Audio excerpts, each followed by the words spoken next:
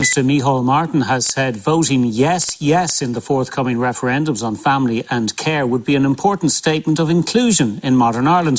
The Fianna Fáil leader was launching his party's campaign to approve both amendments on the 8th of March. Senator Erin McGreehan is canvassing for yes votes on March 8th.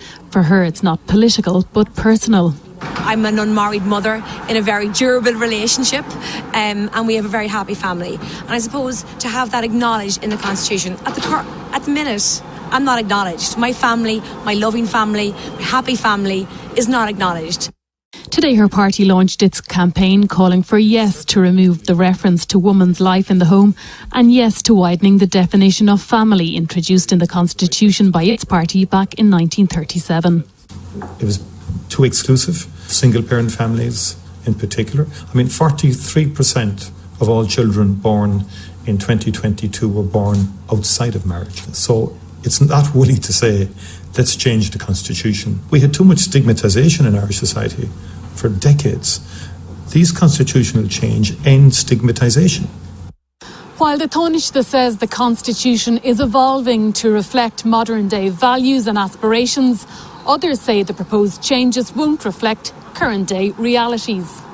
Most families that I speak to, they're on a treadmill every single day of getting up at 6:30 in the morning, dropping their kids off at childcare, commuting long distances, working long hours, and they're doing the reverse at night time. They would love to be able to spend more time with their children, but actual fact, there's no benefit again in this constitutional amendment for those people. In actual fact, there's a material reduction in rights in terms of the constitutional amendment.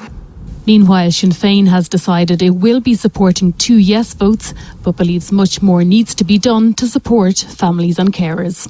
Mary Regan, RT News, Leinster House. Taoiseach has said the referendum on care, if passed, would place stronger obligations on future governments to support carers.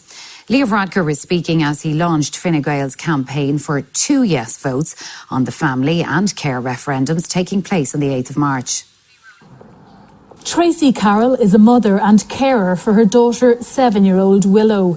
She says a yes vote in the care referendum would mean more recognition for carers. It's not the Holy Grail, but it's a step towards, further, I suppose, recognition and striving to put supports in place for carers and building an economy that will support us and then in turn support people in care. And it also makes Willow visible. Launching his party's campaign for 2 yes votes, the Taoiseach said it would for the first time recognise family care in the Constitution. If any future government were to try to row back on what's been done for carers, that will be challenged in the courts because the state will now have an obligation to strive to support care, and it puts a positive obligation on future governments to continue to take further steps forward to improve things for family carers. But some are critical that it restricts the definition of care to the home and not wider society. By choosing that wording, the state has given constitutional expression to the idea that care is the primary responsibility of family members. 98% of family members who provide care and who are unpaid are women and girls. This is a paternalistic, fundamentally disempowering. The Taoiseach said these referendums are more complicated than other more recent ones, but urged people to engage in the debates between now and March 8th. Mary Regan, RT News at Leinster House. Referendums. Sharon joins us from Cork. Sharon. David, thank you. We're here overlooking Cork City at the Montenotte Hotel to look ahead to the referendums in 2 weeks' time when Irish citizens will be asked to change the Constitution. Mary Regan of our political staff explains. On March 8th, voters will be asked if they want to change its wording in 2 separate referendums. The first is whether or not to change Article 41.1, which says the state recognises the family as the natural, primary and fundamental unit group in society, to insert the words, whether founded on marriage or on other durable relationships. It would also alter Article 41.3, which says that the state pledges itself to guard with special care the institution of marriage, to remove the words on which the family is founded. The second referendum is whether to take out Article 41.2, which says by her life within the home, woman gives to the state a support without which the common good cannot be achieved, and that the state shall endeavour to ensure that mothers shall not be obliged by economic necessity to engage in labour to the neglect of their duties in the home.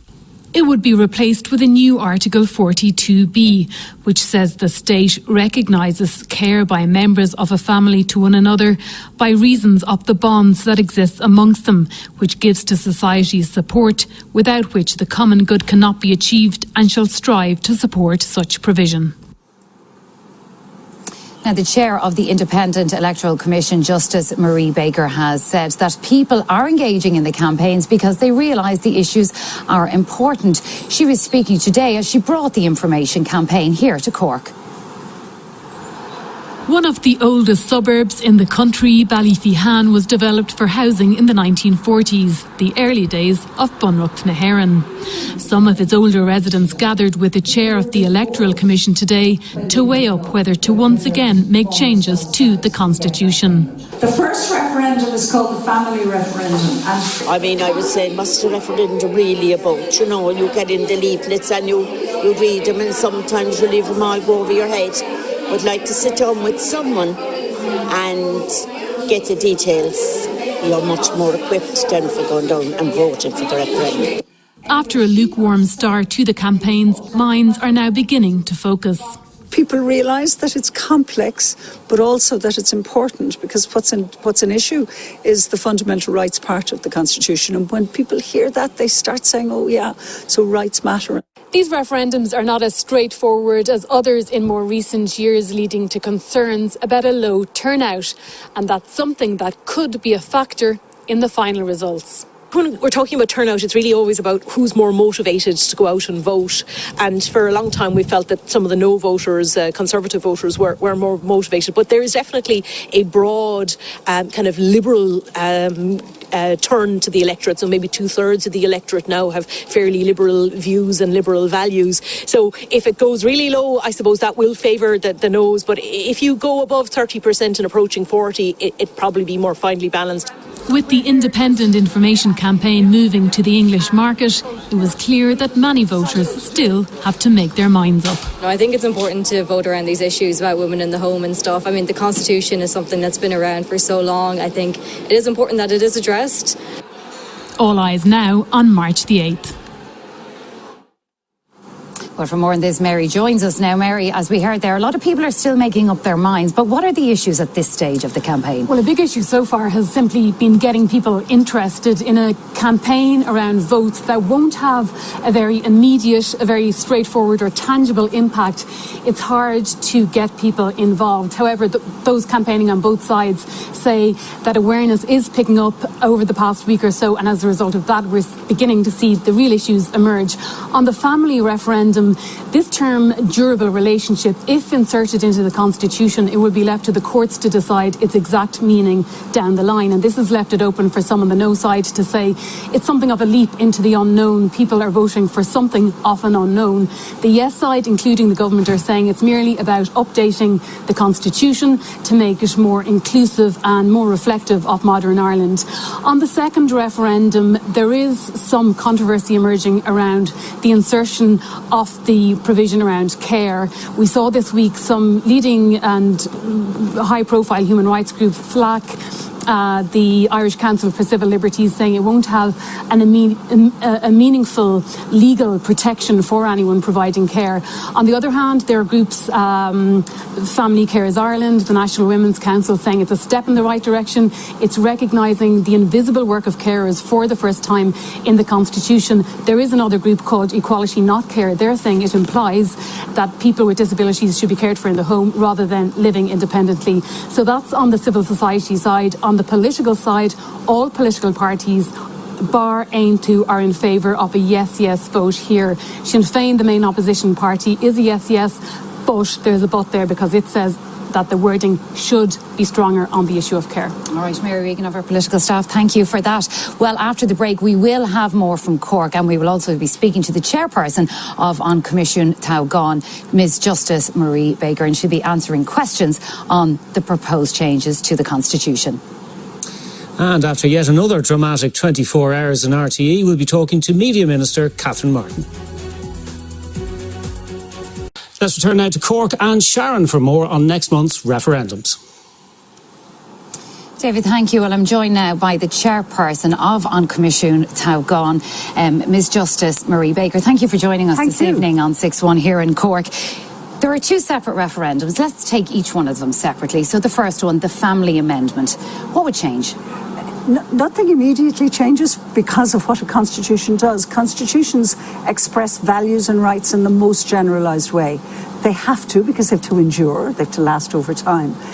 Constitutions inform legislation, what legislation must contain and what it shouldn't contain, and then they also form the backdrop against which legislation is tested in the courts. So if there is a change, there'll be a change of definition, but no immediate effect until the Oireachtas and government, and ultimately, if necessary, the courts, look at that meaning. So a change in the definition of family, does that in any way undermine or change the special recognition of marriage? Well, expressly it won't, in fact, because the Constitution recognises the importance of the institution of marriage, and it's not proposed to change that. It's proposed to change the definition of the family, but not the importance of marriage as an institution which deserves special protection. And the phrase durable relationships is part of the amendment.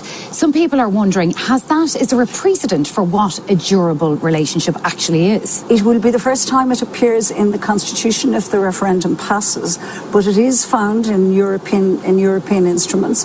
It's found in case law. Something like it is found in our cohabitation legislation, which recognises certain rights and obligations between people who cohabit, who are not married. So it isn't a wholly unfamiliar provision in our law generally, but it would be a new constitutional term. One would expect that a court or the Oireachtas, looking at the wording where this referendum to pass, would start there. Would start with what's there already in the international instruments and move perhaps one way or the other, or not move at all. OK, so that's the family amendment, which will be on white paper. That's correct. Yes. So that's how people will know. So if we move to the second one, the care amendment, which will be on green paper. This is the one that will involve deleting 2 paragraphs from the Constitution. And it would remove the word woman and the word mothers. So what would it have instead? Well, it doesn't remove the word woman from the Constitution as a whole, because women are recognised as constitutional actors in Article 45.